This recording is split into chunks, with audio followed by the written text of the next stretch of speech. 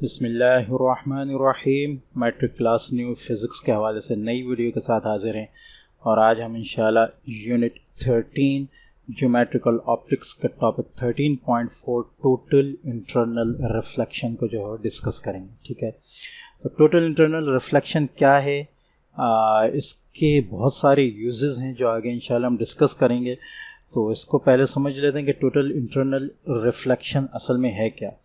ठीक है, तो अगर यहाँ हम इसकी डेफिनेशन को देखें, the angle of incidence that causes the refracted ray is the in the rare medium to bend through 90 degrees का क्रिटिकल एंगल। अच्छा, क्रिटिकल एंगल को पहले समझना इसमें ज़रूरी है क्योंकि इसका बहुत अहम किरदार है क्रिटिकल एंगल का इसके अंदर। तो पहले इन्होंने यहाँ क्रिटिकल एंगल को बताया है। ठीक है, उसके बाद इन्होंने यहाँ बताया फॉर रे passes from a dense medium to a rare medium and its angle of incidence is greater than the critical angle, the incident ray is reflected into the dense medium. This phenomena is called total internal reflection. एक रे जा रही है dense medium से rare medium की तरफ। ठीक है, जो ज़्यादा डेंसिटी वाला मीडियम है उससे आ रही है और कम डेंसिटी वाले मीडियम में जा रही है। अच्छा, उसके बाद उसका एंगल ऑफ इंसिडेंस जो है वो ज़्यादा बड़ा है क्रिटिकल एंगल से।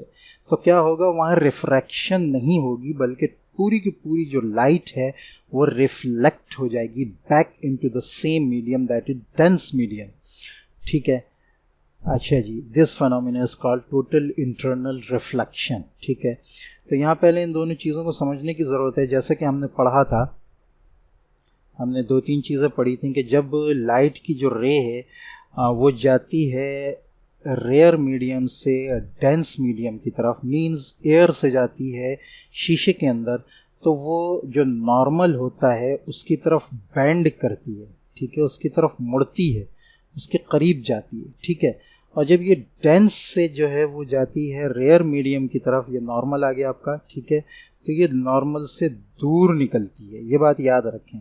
जब वो रेयर से डेंस में आएगी, यानी डेंस में जब भी जाएगी तो वो अपना एंगल ऑफ रिफ्रैक्शन जो है वो कम करेगी, नॉर्मल की तरफ मुड़ जाएगी। और जब डेंस से रेयर की तरफ जाएगी, ठीक है, तो वो नॉर्मल से दूर होगी। ठीक है, ये बात हम पहले समझ चुके हैं बहुत तफसील से। ठीक है, अगर नहीं समझो तो आप पिछले लेसन्स को गौर से देखिएगा। अब ये जो यहाँ हम डिस्कशन कर रहे हैं, यहाँ हम डिस्कशन ये कर रहे हैं कि हम हैं डेंस मीडियम के अंदर। ठीक है, और लाइट जो है वो लाइट जो है वो डेंस मीडियम से, ठीक है, इसको दोबारा मैं लिख लेता हूँ ताकि साफ नजर आए, डेंस मीडियम से जा रही है रेयर मीडियम की तरफ। यानी आप यूँ कह लें कि ये आपका है गिलास, ठीक है, और ये है आपकी एयर। ठीक है, तो जब यहाँ से जो रे आ रही है, जब ये डेंस रेयर की तरफ जाएगी तो ये नॉर्मल से दूर होगी, ये हमें अच्छी तरह पता है। ठीक है, क्योंकि ये जा रही है डेंस रेयर की तरफ, तो ये नॉर्मल से दूर होगी। अब ये जो एंगल है ये है एंगल ऑफ इंसिडेंस और ये है एंगल ऑफ रिफ्रैक्शन। हम पहले इस बात को पूरा डिस्कस कर चुके हैं।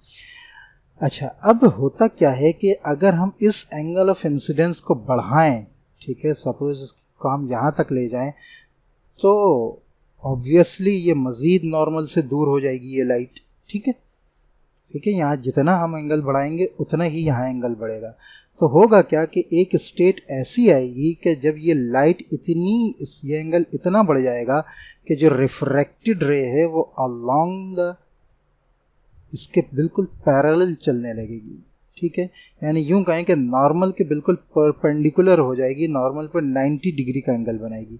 ये जो एंगल है जहाँ पर ये रिफ्रैक्टेड रे जो है 90 डिग्री का एंगल बना रही है, नॉर्मल पे परपेंडिकुलर हो गई है नॉर्मल पे, ये जो एंगल ऑफ इंसिडेंस है ये कहलाता है क्रिटिकल एंगल। ठीक है, यहाँ पर यही बात बताइए, the angle of incidence that causes the refracted ray in the rare medium, rare medium के अंदर बेंड करने में, टू बेंड थ्रू 90 डिग्री के वो पूरा का पूरा परपेंडिकुलर हो जाए, ये एंगल ऑफ इंसिडेंस जो है ये कहलाता है क्रिटिकल एंगल। ये क्रिटिकल हालत में आ गया है कि इसने बिल्कुल बहुत ही ज़्यादा बेंड कर दिया है रिफ्रैक्टेड रे को। यहाँ नीचे जो तस्वीर बनाई गई है इसी हिसाब से बनाई गई है, एंगल को थोड़ा सा बड़ा किया गया है यहाँ, तो यहाँ जो रिफ्रैक्टेड रे है वो पूरी परपेंडिकुलर हो गई है नॉर्मल के ऊपर। अब जब ये एंगल मज़ीद बढ़ेगा तो अब यहाँ पर रिफ्रैक्शन नहीं होगा बल्कि अब टोटल रिफ्लेक्शन हो जाएगा। पूरी लाइट वापस आ जाएगी उसी पिछले मीडियम के अंदर जो कि डेंसर मीडियम था। ठीक है, इस फेनोमेना को हम कहते हैं टोटल इंटरनल रिफ्लेक्शन। ठीक है, पूरी की पूरी रे जो है हालांकि मीडियम ट्रांसपेरेंट है लेकिन उसके बावजूद रिफ्रैक्ट नहीं हुई बल्कि वापस उसी मीडियम में रिफ्लेक्ट हो गई है।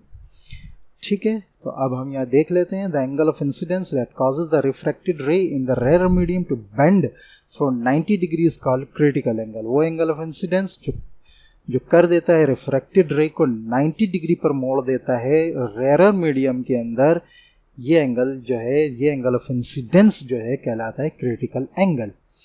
जब हमें क्रिटिकल एंगल पता चल गया तो अब if a ray passes from a dense medium, एक डेंस मीडियम से रे आ रही है और रेयर मीडियम की तरफ जाना चाह रही है and its angle of incidence is greater than critical angle, अब angle of incidence critical angle से मजीद बढ़ गया है, the incident ray is reflected. ये जो रे है इंसिडेंट रे ये अब रिफ्रैक्ट नहीं होगी बल्कि वापस रिफ्लेक्ट हो जाएगी into the same medium, into the dense medium. This phenomena is called total internal reflection. तो उम्मीद है कि आपको अच्छी तरह समझ आ गया होगा। ठीक है, तो अब ये जो फेनोमेना है टोटल इंटरनल रिफ्लेक्शन का जो फेनोमेना है ये आगे बहुत से कहना चाहिए कि उसमें यूज़ होता है हमारी डेली लाइफ में, बहुत सारी चीज़ों में, बहुत सारे कहना चाहिए कि इंस्ट्रूमेंट्स में, तो उनका आगे ज़िक्र आएगा। ठीक है, सबसे पहले जो उनमें ज़िक्र किया उन्होंने ज़िक्र किया है ऑप्टिकल फाइबर्स का। ठीक है, ऑप्टिकल फाइबर्स आजकल बहुत ही ज़्यादा यूज़ हो रही हैं। आई थिंक स्ट्रॉम फाइबर जो एक ज़्यादा अरसा नहीं हुई एक इंटरनेट की कंपनी चली है वो फाइबर ऑप्टिक्स ही इस्तेमाल कर रही है, जिसको जो कि ऑप्टिकल फाइबर से ही बनी होती है। बेसिकली होता ये है इसमें कि इसमें लाइट जो है वो डाटा लेकर जा रही होती है और फेनोमेना ऐसा इस्तेमाल हो रहा होता है कि कम से कम डाटा जो है वो इसमें लॉस हो रहा होता है, इसमें वायर्स इस्तेमाल नहीं हो रही होती। ठीक है, इसमें जो है लाइट को एक ख़ास तरीके से इसके अंदर से गुजारा जाता है जो कि लाइट अपना डाटा अपने साथ डाटा लेकर जा रही होती है और चूँकि लाइट की स्पीड भी बहुत ज़्यादा होती है तो लिहाजा उस स्पीड के हिसाब से जो डाटा उससे ट्रांसफ़र होता है ऑप्टिकल फाइबर्स से या फाइबर ऑप्टिक्स से, ठीक है, तो वो जो है वो डाटा बहुत तेज़ी से ट्रांसफ़र होता है। ठीक है, तो टेलीकम्युनिकेशन में इसका बहुत ही ज़्यादा दखल है, ख़ास तौर पर फ़ी ज़माना ये बहुत ही ज़्यादा जो है इसका काम हो रहा है। तो इस पर भी डिस्कशन कर लेते हैं हम, इसलिए इसकी वजह ये है कि ये बेसिकली जो ऑप्टिकल फाइबर्स है ये इसी टोटल इंटरनल रिफ्लेक्शन के फेनोमेना पर ही काम कर रही है। ठीक है, तो होता असल में ये है कि इसके अंदर दो जो हैं वो इस्तेमाल हो रहे होते हैं। ठीक है, दो मीडियम इस्तेमाल हो रहे होते हैं। एक कोर मीडियम होता है जो बीच में होता है। ठीक है, ये मीडियम निस्बतन जो है वो ज़्यादा रिफ्रैक्टिव इंडेक्स का होता है और इसके गिर्द जो होती है कोटिंग होती है। वो कोटिंग जो है प्लास्टिक की भी हो सकती है और शीशे की भी हो सकती है, जो भी हो। ठीक है, काम आपका ये है कि उसमें जो है वो होता ये है कि वो ट्रांसपेरेंट होती है। ठीक है, ये होता है। ठीक है, तो असल में होता क्या है, होता ये है कि जो ग्लास है और ऑलमोस्ट प्लास्टिक भी, उसका जो क्रिटिकल एंगल है वो है 42 डिग्री का। ठीक है,